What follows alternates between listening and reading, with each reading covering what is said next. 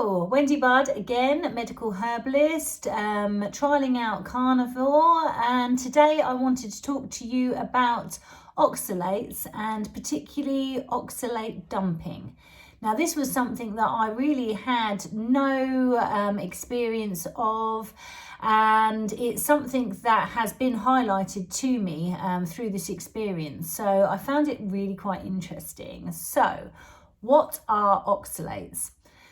Oxalates are responsible for creating kidney stones. Now, the conventional sort of narrative is that oxalates are only found within the kidney when they accumulate and can become kidney stones or gravel.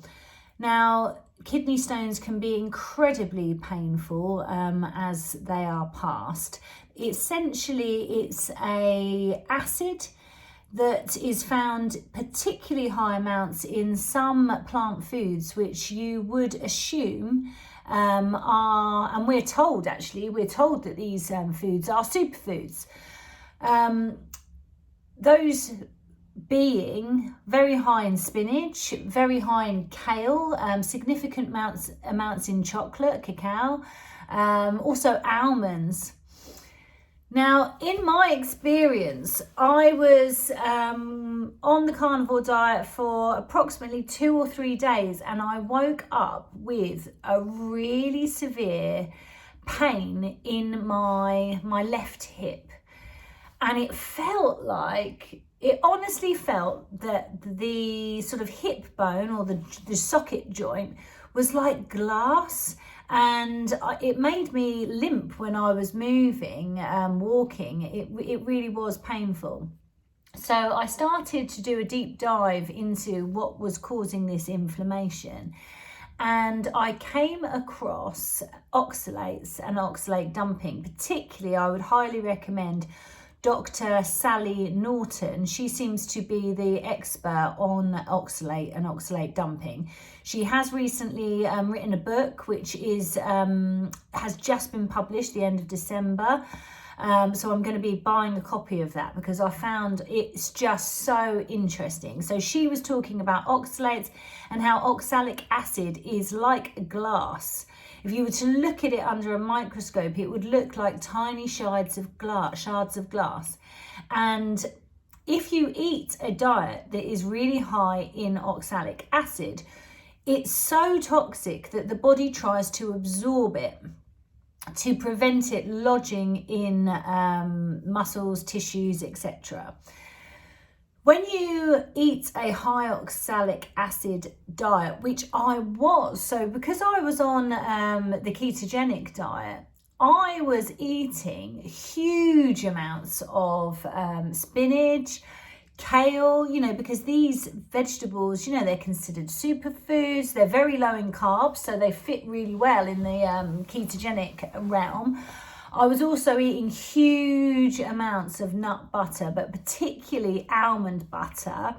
I was having cacao nibs on my natural coconut yogurt. I was adding ground almonds to my yogurt daily. To be honest, I don't think I could have eaten more oxalates if I tried.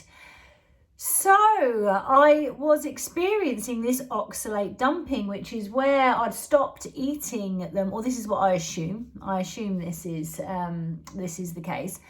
That I started to get a huge amount of inflammation within my hip joint. So I was looking at research and people talking about this, and I came across Thomas DeLauer. Highly recommend Thomas DeLauer. Ladies, he's incredibly good to look at. Highly recommend it. You will not be disappointed. Yeah.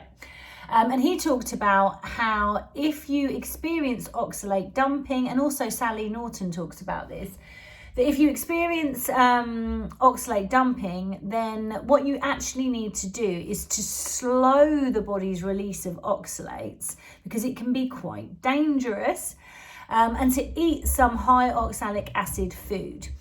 So Thomas DeLauer, he recommended eating a small sweet potato. So because I was in such pain, I decided that I would succumb, and I ate oh goodness me, the dog has, you put me off now, haven't you? Hey? I ate some a jacket potato, but a sweet jacket potato. And yeah, it was miraculous. Literally the next day, my pain had gone. So I can only assume it was oxalic acid dumping. So I did that for 2 days. I haven't been completely carnivore. I have had 2 sweet potatoes over the last week or 10 days, but yeah, it completely stopped my symptoms and inflammation within my hip. I'm actually really pleased that I had that experience, because it has taught me so much about, you know, sometimes when you change your diet, perhaps it's better to slowly incorporate a new diet rather than jumping in head first. I think I am the kind of head first type of person, but I'm glad that I've experienced that, because I feel that I've learned a lot from it, which is all we can ask, I suppose. Oxalate dumping, do check out the work of Dr. Sally Norton, also Thomas DeLauer. Dr. Ken Berry, absolutely love his channel, I highly recommend, and also Bella, the steak and butter girl. If you would like further information, please do like and subscribe. I'm planning to carry on this diet if I can. I'm planning to do it for 90 days to give it a real go. What are you doing? But yeah, I'm going to keep you posted. You're carnivore, aren't you? Yes, he's always been carnivore, so I've always fed him a completely raw diet because I felt that that was the proper diet for a dog. You know, I don't believe that we should be giving dogs kibble, but I'm not a vet, so I can't really attest to that, but that's what we do, don't we? You like your carnivore diet. Yes. Well, maybe me and Rollo will see you tomorrow. Let me know if there's any questions or anything specifically you would like to talk about. I was thinking tomorrow probably talk about how my body's responded. What I'm actually eating could be quite a good one, because I haven't actually done that. But yeah, if you've got any questions or would like me to cover any particular aspect of this diet, do leave me a comment down below. You should be able to comment. Someone did tell me, I think yesterday, that my comments are turned off.